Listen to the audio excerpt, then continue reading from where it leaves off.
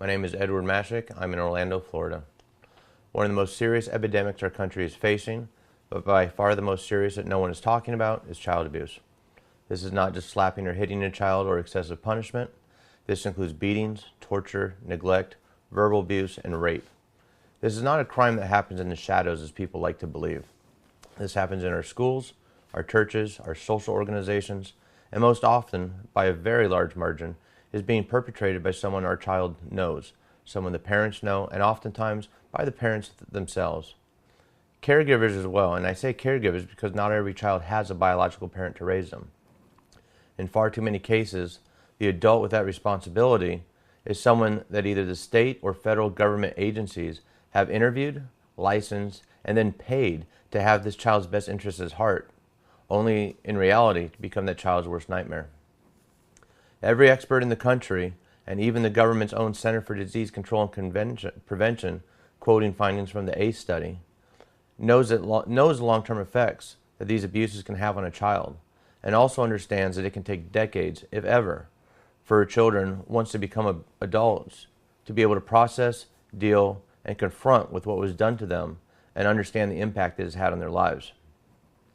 However, the various legislative bodies within this country, of whom the majority of members come from law or business backgrounds, have decided to disregard these findings by the experts that deal with the effects of trauma on children, and instead taken the sides of religious and insurance lobby groups that believe children who are victims have a responsibility to come forward in a reasonable amount of time. Any group that would oppose a child's right to face their accuser and seek justice for horrific crimes done to them has no business directing our legal system. Our Constitution clearly defines a system of checks and balances we are to use to ensure freedoms and rights for everyone in this country. When lobby groups concerned with profits are allowed to convince the legislative branch to put a leash on the judicial branch that limits the ability of those most vulnerable among us to be able to seek justice and confront their accusers, the Constitution and the purpose of it has failed. The statute of limitations on sex crimes and abuse and torture against children in some states is as short as 3 years. There's no place for that in America. We cannot consider ourselves to be a great country. We cannot consider ourselves to be concerned with the rights of children when we do not allow them to face their accusers and come forward until they are ready to do so. In recent news, the Penn State case, some of those kids who have come forward were not able to press charges because of statute of limitations. In Nebraska, those children would not have had a chance.